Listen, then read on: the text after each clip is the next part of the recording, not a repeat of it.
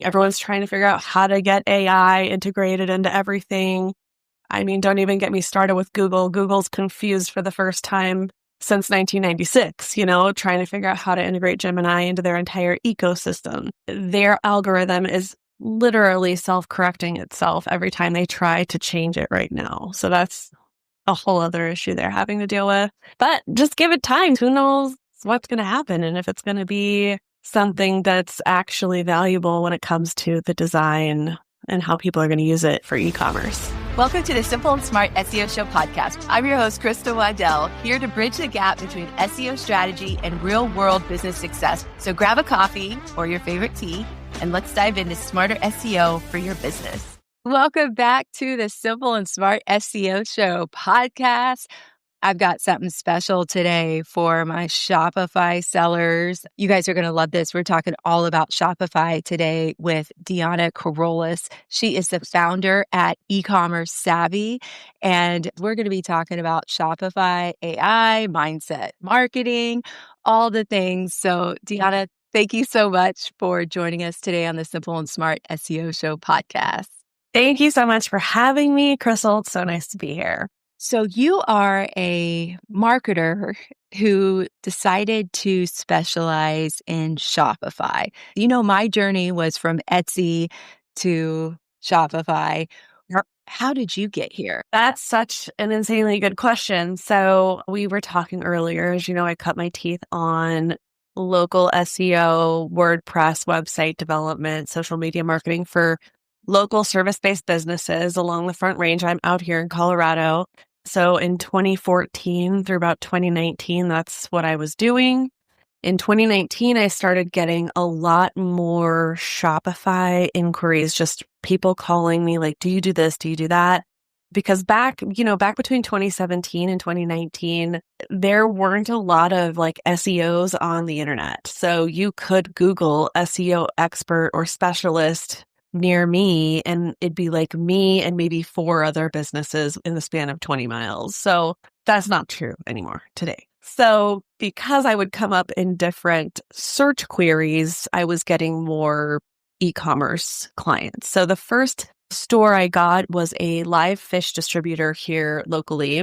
But the thing about them was that they distributed all of the live fish to Walmart stores that would sell those live fish animals, and then Denver Public Schools for like their science programs.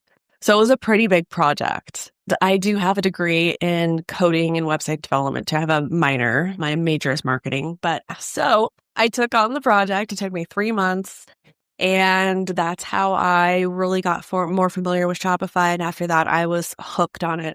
Because I was very anti. I was like a WordPress girly. I was always like WooCommerce this and blah, blah, blah.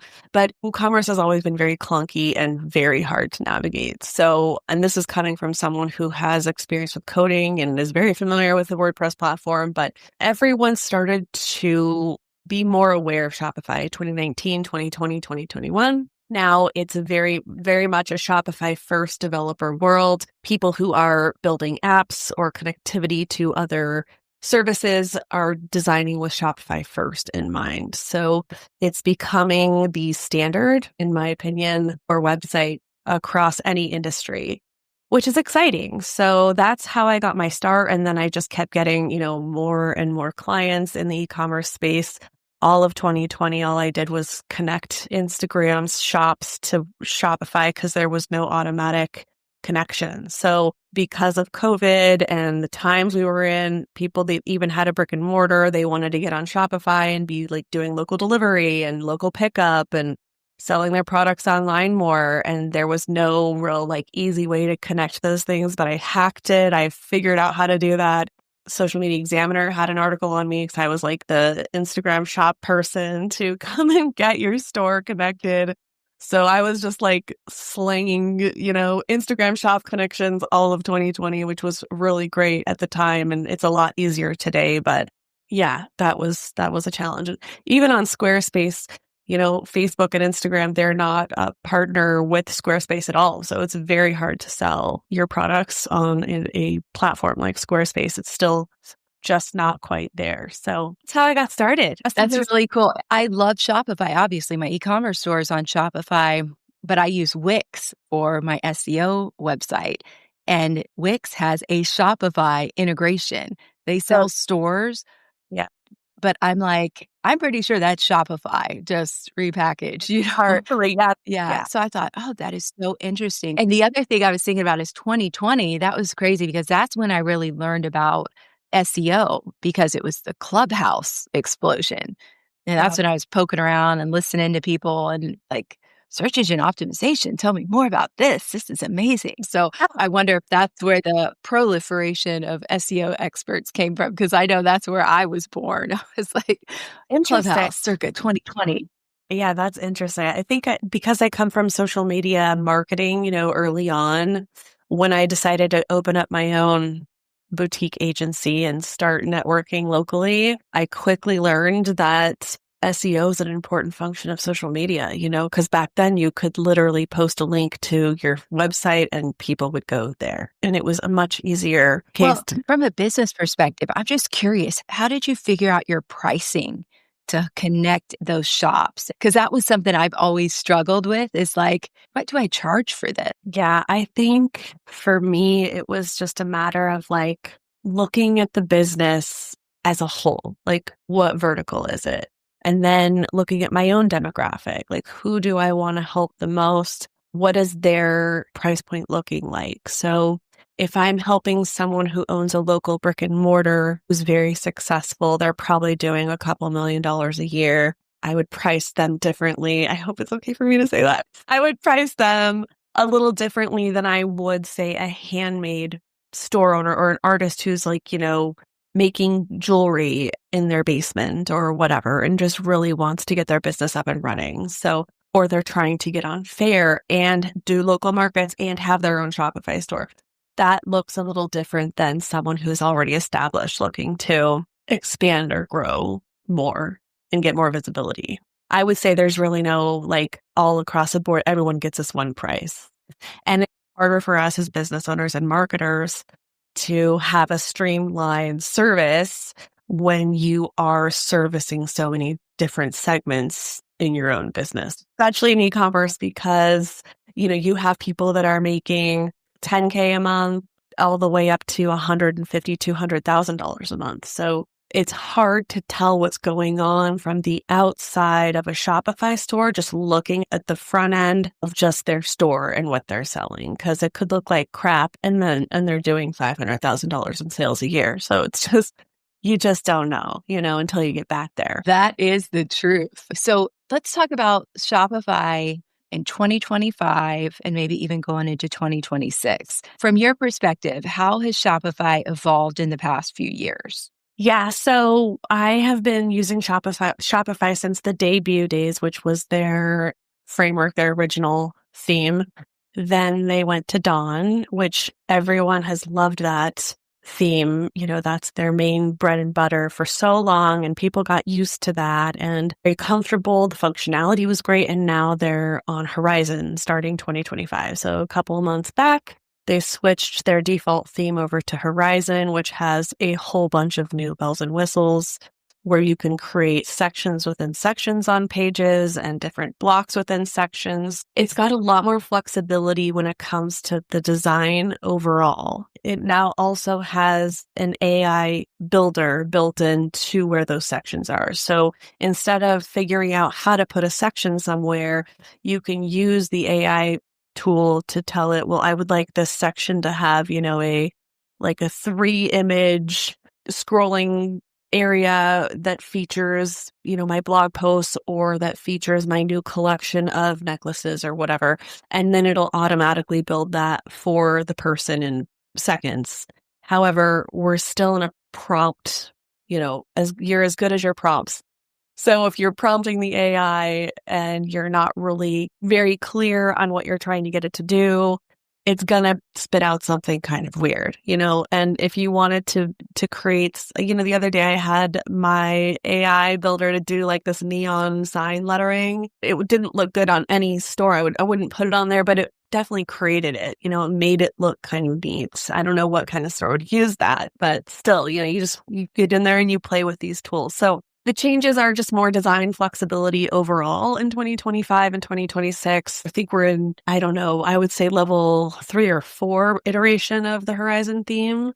So they're still adding things to it. They're still figuring out how to make it better all the time. So just if you are on Horizon, just keep updating to the latest version. And you can do that with no problem because it's a Shopify theme. If they've developed it, it's not a third-party developed theme. But yeah, so that's just more design flexibility, more sections, more blocks, which can get a little more crowded. The AI builder tool, and now they have an AI theme generator, which is very interesting.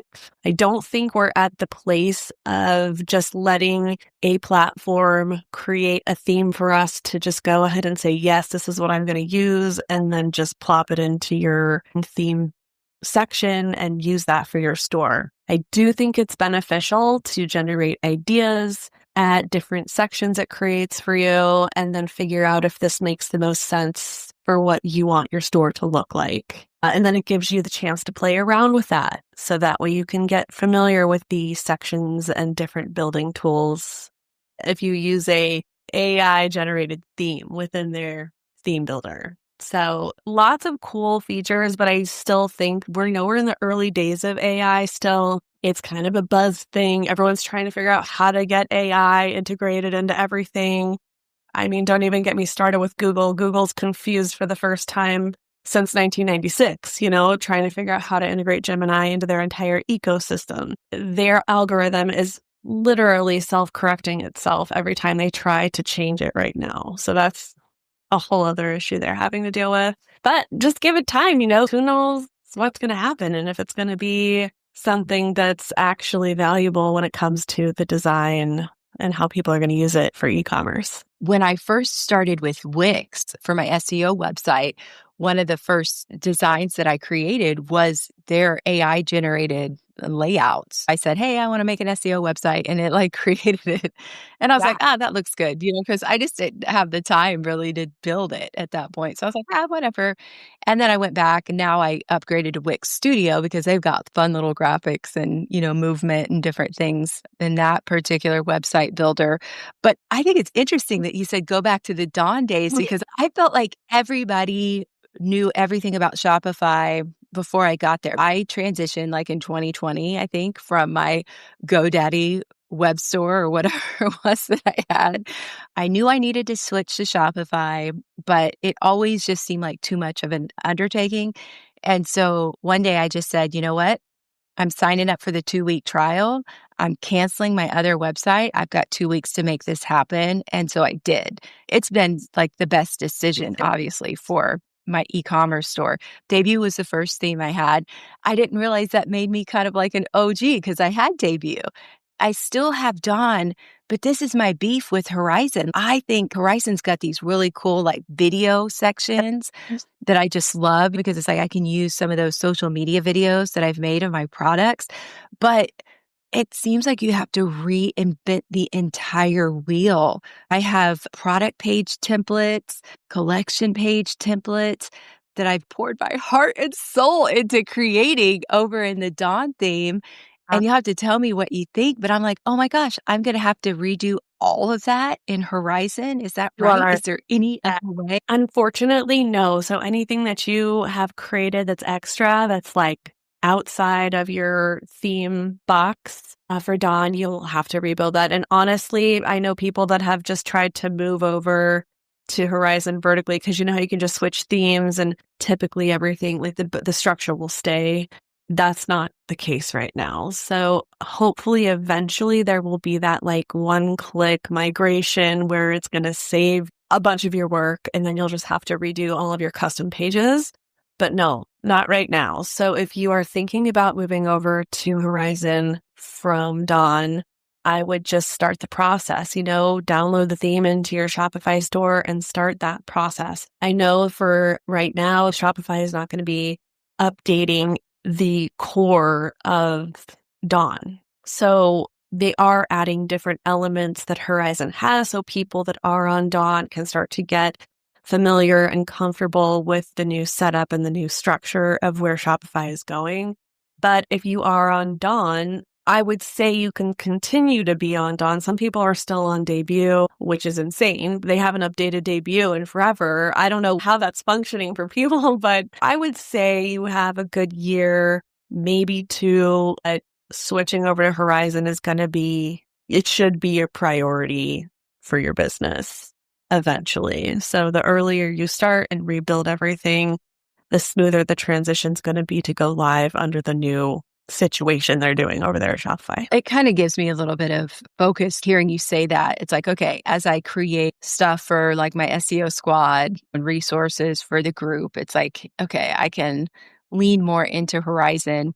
At the same time, I'm so hesitant to build any part of what I do based on what another business does, just because they can change at any point in time.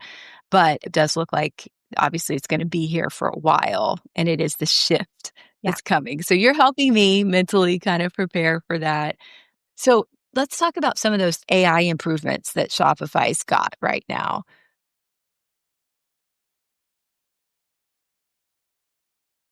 Before you go, don't forget, if you want to finally feel confident about SEO, check out my new AI SEO Foundations course. In just 7 days, Crystal GPT will guide you step by step to make your website more findable and your business easier to buy from. Ready to get started? Visit SEOin7days.com and let AI make SEO simple. That's SEOin7days.com with the number 7.